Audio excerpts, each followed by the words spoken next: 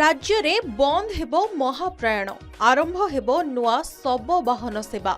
राज्य सरकार पक्षरु खूब शीघ्र मागणा शव वाहन सेवा आरंभ कराजिबो।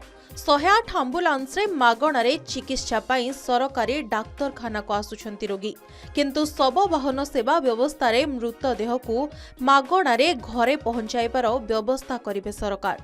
आरंभरू एही शव वाहन सेवार नंबर 109 रहिबा नै सरकारी स्तर रे आलोचना हेउथिला, मात्र वर्तमान सुधा कोनोसी नंबर स्थिर होई नाही।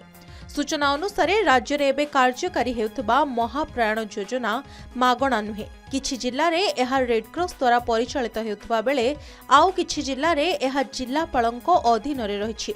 एहा व्यवस्थित नथिबारो महाप्राण को संपूर्ण बंद करा जिबा पई निष्पत्ति निया जायछि। नुआ शव वाहन व्यवस्था किभଳି ढंगरे परिचालित हेबो सेथि पई मुख्य शासन सचिवंक अध्यक्षतारे एक बैठक होइथिला। नुआ व्यवस्था रे मृतदेह परिवहन पई जिल्ला माननकु गाड़ी जोगाई दिया जिवो।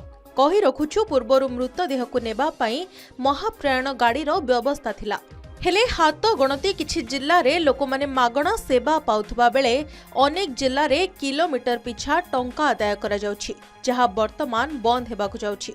एही नुआ सेवा माध्यम रे मागणा रे मृतदेह को सेमानंको घरे पहुंचाइबार व्यवस्था करिवे सरकार, जहा आगामी समय रे साधारण लोक मानंको पई बेस उपकारी हेबाकु जाउछि। ब्यूरो रिपोर्ट, के न्यूज ओडिशा।